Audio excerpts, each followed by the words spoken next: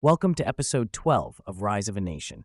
This episode is on Cuba. Welcome, everyone. Today we are diving deep into Cuban history. Yes, we are. A fascinating journey from its colonial past all the way through to the Cold War. Absolutely. It's a story of revolution and resilience and a really complex relationship with global powers, especially the U.S. So let's start by setting the scene. Before we get into the arrival of Europeans, what was Cuba like? Well, before Columbus landed in 1492, Cuba was inhabited by indigenous communities, most notably the Taino people.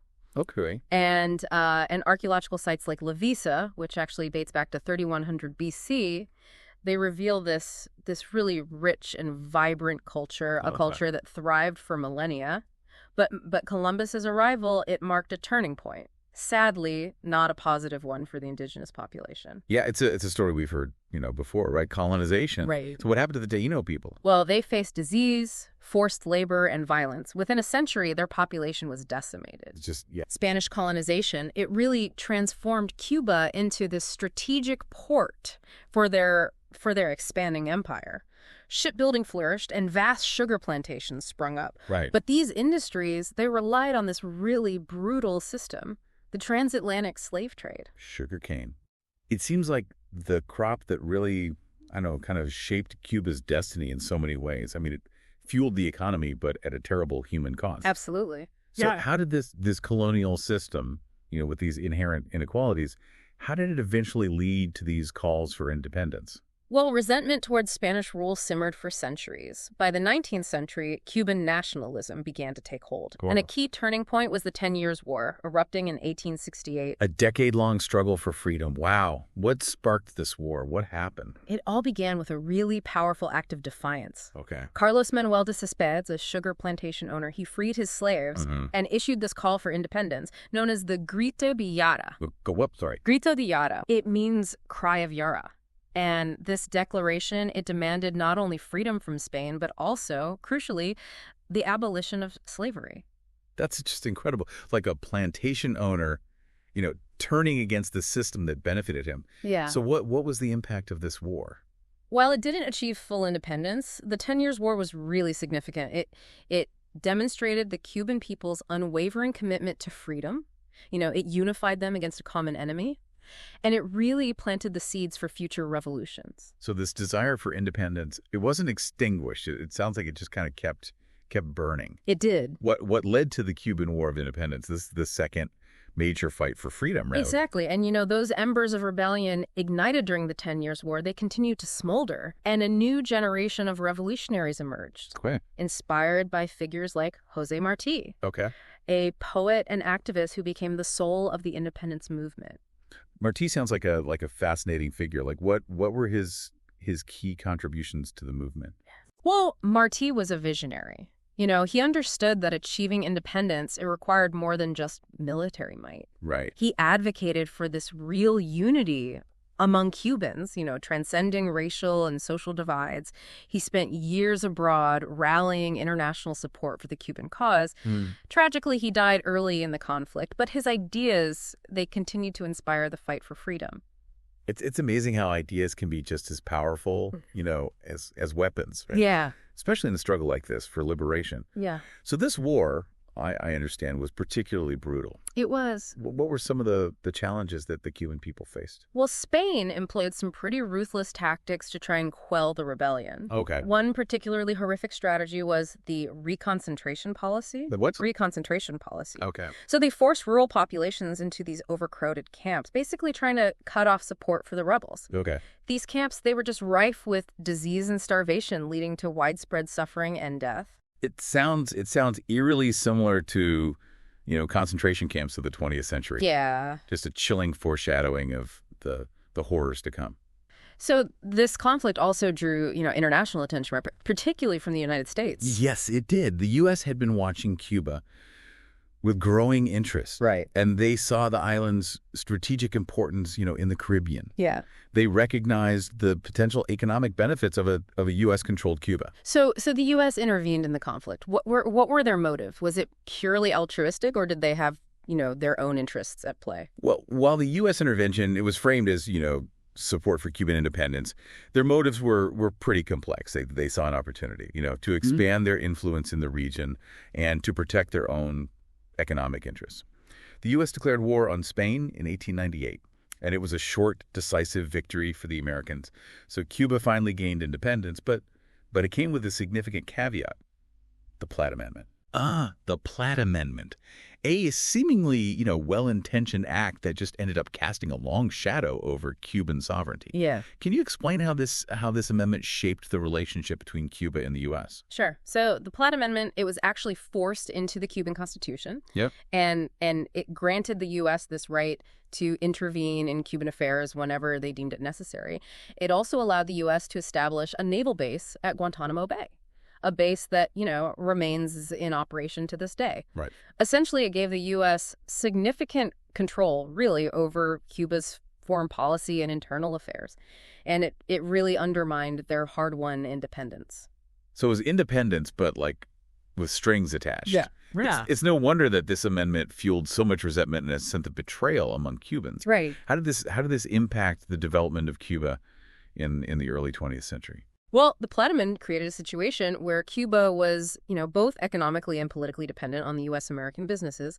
They invested heavily in the island, Right. particularly in the sugar and tobacco industries. Right. And this investment, while seemingly beneficial, it further solidified U.S. control over Cuba's economy. It's a classic example of how, economic ties can be used to exert influence And and control, right, even in the absence of direct colonial rule. Exactly. So this sets the stage for the mid-20th century and the rise of a revolutionary figure, Fidel Castro. Yes. Can you tell us about the conditions that led to the Cuban Revolution? Sure. So by the 1950s, Cuba was really a powder keg of social and political tensions. Fulgencio Batista's dictatorship was riddled with corruption, and social inequality was rampant, and the U.S. continued to back Batista, prioritizing stability over democratic ideals, and this really fueled resentment towards both the Batista regime and U.S. influence.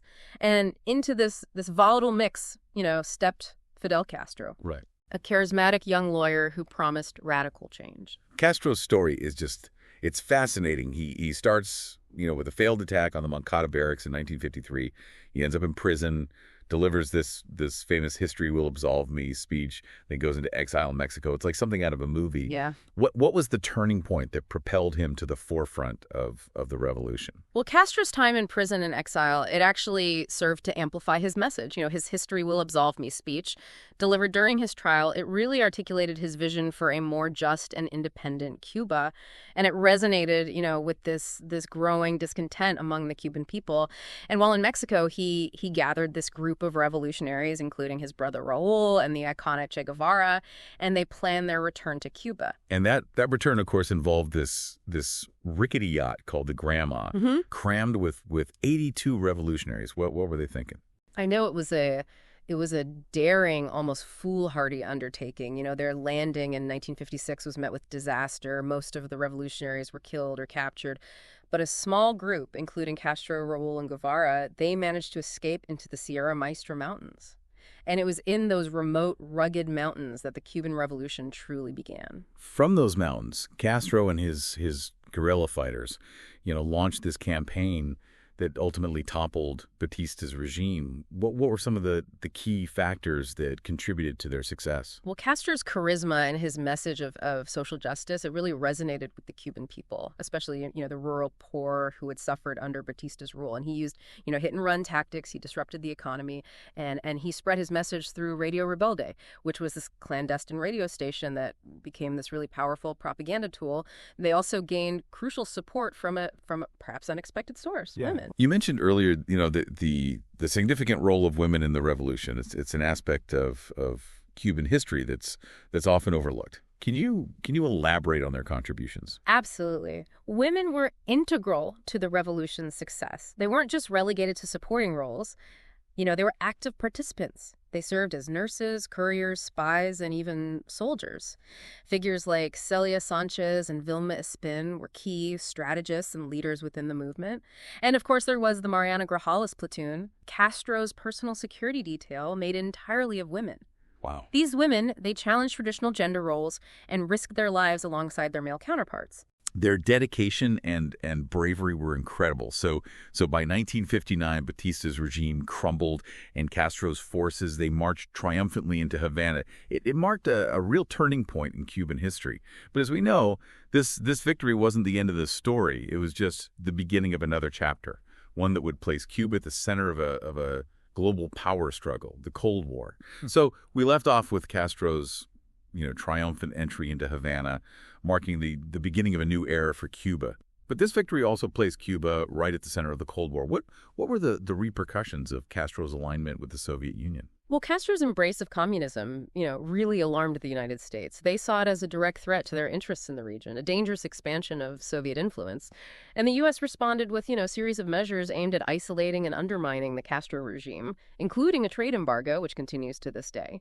Tensions escalated even further in 1961 with the Bay of Pigs invasion. The Bay of Pigs, a pivotal moment that just cemented this adversarial relationship between the U.S. and Cuba. Can you take us back to that event? What were the motivations behind this ill-fated operation? Well, the Bay of Pigs invasion was a covert operation orchestrated by the CIA. Okay. And the plan was to, train and arm Cuban exiles, land them at the Bay of Pigs, and then spark a popular uprising against Castro. The U.S., they assumed that the Cuban people would welcome the exiles as liberators, leading to a swift collapse of the communist government. However, this assumption proved to be, disastrously wrong. It's a reminder that regime change is rarely as simple as it seems on paper. Absolutely. So what went wrong with the operation? Well, the invasion was poorly planned and executed.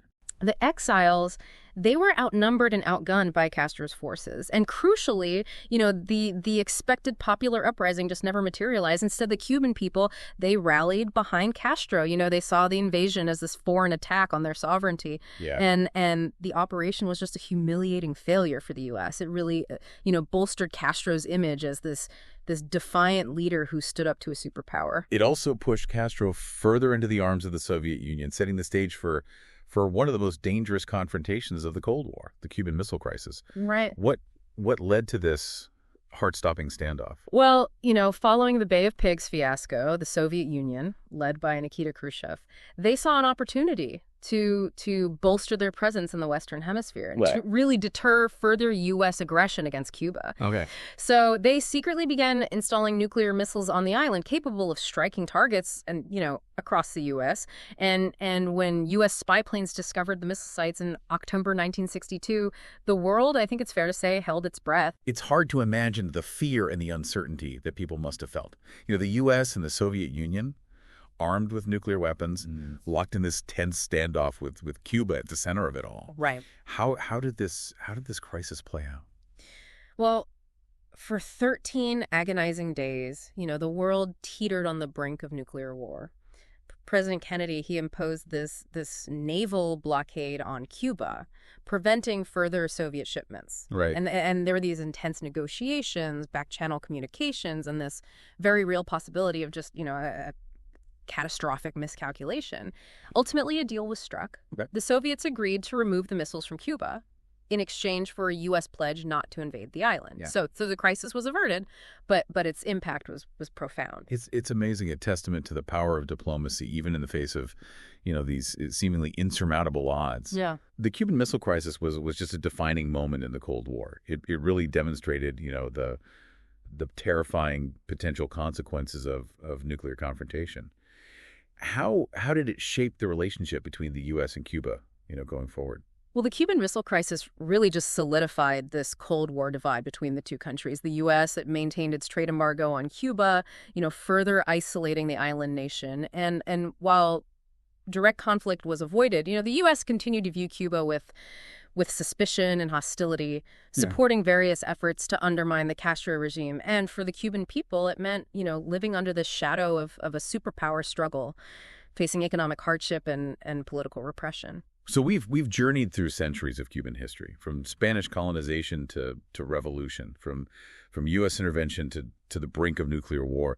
What's the legacy of this complex and tumultuous past? What can we learn from Cuba's story? Well, I think Cuba's history, it's a reminder that even a small island nation can become a focal point in global power dynamics.